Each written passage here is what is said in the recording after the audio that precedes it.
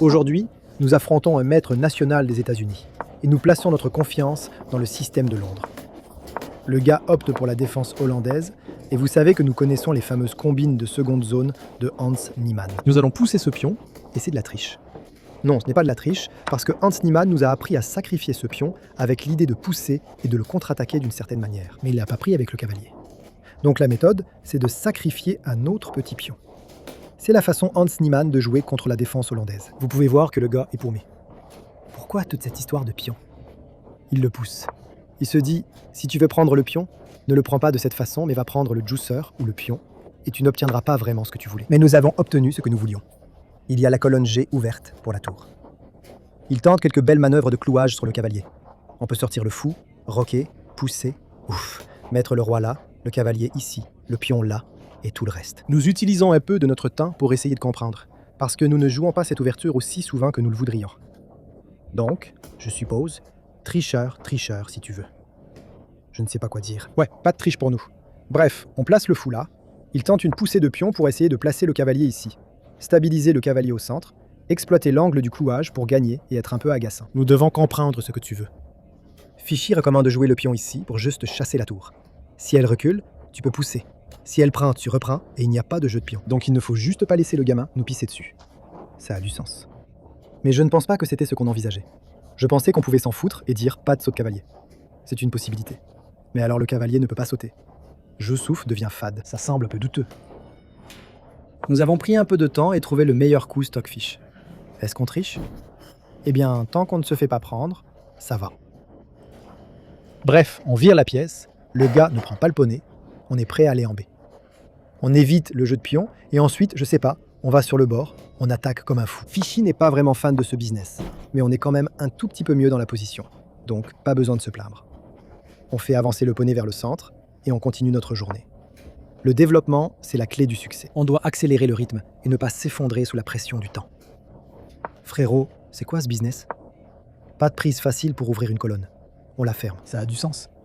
Le pion a l'air faible, mais tu peux avancer et le sauver si besoin. Est-ce qu'il prépare un genre de business sur la colonne C pour essayer d'endommager notre Eldam ?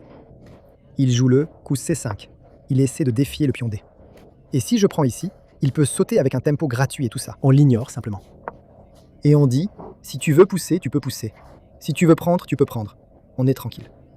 Le cavalier va sauter ici. Et Fichy dit que, s'il pousse, il aura l'espace et il pourra nous étouffer. Il n'y croit pas, parce que personne ne croit à ce genre de business.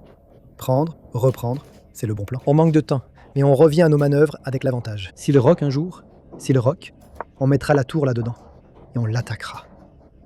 Alors il essaie de se débarrasser de notre casse-pied de pion. On fait juste entrer le cavalier. Ce cavalier est un vrai cauchemar. Et petit à petit, l'avantage de temps accumulé grâce à l'ouverture du chaton disparaît. Il saute dedans, essayant de chercher les échanges. On l'a. On dit, si tu prends, je reprends. Je chasse le cavalier pour contrôler cette case-là. J'ai le centre. Et on ouvre la colonne G, on ouvre la colonne F, on ouvre tout. On va le piller. Même si Fichy ne recommande pas vraiment ce coup, ça avait beaucoup de sens. On est juste en train de l'étouffer. Regardez-nous, on avance, on joue avec confiance. On a gagné 3 ou 4 parties d'affilée. On a battu le GM, l'IM. On est en feu. Le fou ici. Un peu de stratagème en pleine figure. On peut essayer une idée de clouage. On sort juste le presseur. Disons qu'on peut aller là. Mettre la tour n'importe où. On peut roquer long, mais il y a un pion gratuit là-bas. On peut bombarder le roi façon club si on se sent un peu comme Hikaru. Est-ce qu'on est le mini Hikaru ? Est-ce qu'on pense qu'on peut juste mettre le roi là, amener cette tour et le cuisiner ? Ce n'est pas ce que Fichy aimerait faire. Fichy dirait que tu devrais roquer. Même si tes nounours ont quitté la maison et t'ont trahi, on peut aller là-bas et peut-être se cacher. Ça a du sens. Mais nous sommes, tu sais, un de ces gamins qui disent « il faut prendre des risques pour gagner gros ». Gros risque, grosse récompense. Enfin, on a l'avantage au chrono. On doit devenir fou. Si ce n'est pas la ville des bananes, alors c'est quoi ? C'est la ville des tomates ? Peut-être que c'est la ville des tomates. Mais crois en toi. Parce que si tu ne crois pas en toi, qui le fera ? D'accord, il essaie de pousser le pion pour pouvoir entrer. Ça a du sens. Tu mets la tour là. Comme ça, s'il saute, tu peux la prendre. Une brise étrange, après une histoire de rock. Il essaie de faire entrer le cavalier comme ça. Les blancs vont subir une certaine pression. Mais non, il a pris le cavalier. Il a perdu l'avantage. Le cavalier était censé aller là, mais il est mort. Et l'adversaire a pleuré. On obtient juste un tempo gratuit pour attaquer le cavalier. Il n'a pas le temps de sauter. S'il prend ici, on peut prendre le cavalier, attaquer le fou quand il revient. Son idée était de prendre, reprendre, entrer et nous poser la question. Mais il n'aura pas de question. On a tout l'espace. On n'a pas l'avantage de la paire de fous. Mais il y a un pion gratuit ici, qu'on peut prendre si on veut. Je dis juste, prends le pion. C'est un bonbon gratuit. Et tu sais ce qu'on dit?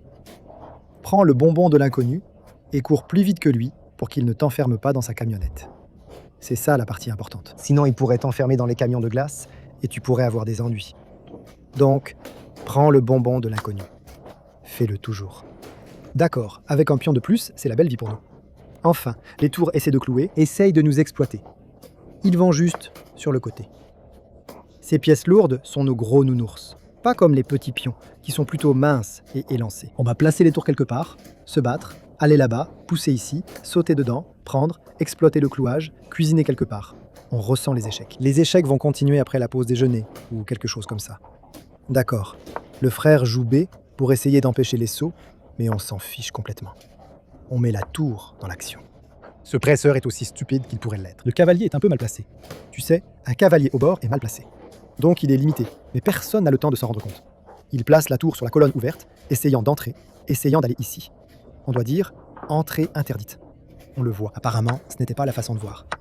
Il prend. On saute dedans. Le presseur qui était mort n'est plus mort. Nous l'avons ressuscité. On l'a un peu aidé. Je pensais qu'en sautant de ce côté, tu pourrais t'installer ici, et que ce serait un cauchemar. Mais le gamin n'est pas un gamin, frère. Il sacrifie une recrue en essayant de arracher la partie grâce à un clouage. Mais c'est du bluff, parce qu'on peut le sauver. Il peut probablement juste le reprendre et faire un échange. Mais apparemment, on a eu ce qu'on voulait. Ou du moins, Stockfish doute de tout ça. Il y a un clouage ici, un clouage là. Peu importe. On va bientôt sauter. Éjecter le presseur. Le cuisiner. D'accord, on réfléchit, pas cool. 30 secondes, ce n'est pas beaucoup de temps. Il reste 20 secondes. La vie est dure, dure. On prend de ce côté, on prend de l'autre côté. Et si on échange toutes les pièces mineures, le pion supplémentaire nous mènera vers une sorte de terre promise. Ce n'est pas un pion supplémentaire, les calculs ne collent pas. Il y a un pion en plus. Enfin, techniquement on l'échange, mais bon, il le prend. On prend baraque. Et ça va être une fin de partie complètement folle avec très peu de temps. La dame peut faire échec, mais on est plus qu'heureux d'échanger. Donc il ne se passe rien. Il passe à l'action. Il nous a donné la tour, il nous a donné le biscuit. On prend le biscuit et on s'enfuit. Le pro prend avec le pion, donc il n'y a pas d'échec. Mais on y va quand même, menaçant un échec sur la dernière rangée et tout ce bazar. Il joue baraque pour dire non. Et maintenant, il faut trouver un moyen de concrétiser cet avantage. On joue juste baraque, on sauve le pion, on cherche un échec à la découverte. Il saute avec le cavalier en disant « je vais prendre, je vais aller là-bas ». On dit « laisse-moi juste le sauver ». Mais apparemment, c'est la moutarde. Le Zeitnot est devenu incontrôlable. Les échecs dans les échecs. On essaie de pousser le petit pion. Ils nous mettent en échec. On chasse le cavalier. Le cavalier rentre à la maison en pleurant. On échange notre fou. Une fois le fou parti, notre roi devient le giga-roi. Marche, roi, marche. Apparemment, D5 était la case pour sacrifier. On saute avec le cavalier en essayant d'échanger. Il dit non. On dit pourquoi pas? Laisse-nous faire le truc. Actif avec le roi. Il va là-bas. On s'active à nouveau. Où va le presseur? Là-bas. D'accord, on essaie juste d'échanger autant que possible. Il essaie de dire non. Il gagne le pion, mais notre jeu sur la colonne D est bien trop forte. Il nous met en échec. On avance, double attaque, triple attaque sur le pion. Il essaie de contre-attaquer, on pousse. Apparemment, il y a une gaffe. Il ne l'a pas vu. Il va là-bas et on va là-bas. Tout le monde va quelque part. Et c'est une vraie série d'échanges. C'est fou. Le pion en passé continue de courir. On n'arrivait plus à suivre ce qui se passait sur l'échiquier, mais le roi s'est infiltré. On a poussé le pion. Il n'y avait aucun moyen de l'arrêter. Le roi avançait. Le pion passé fonçait. C'était juste une fin de partie folle.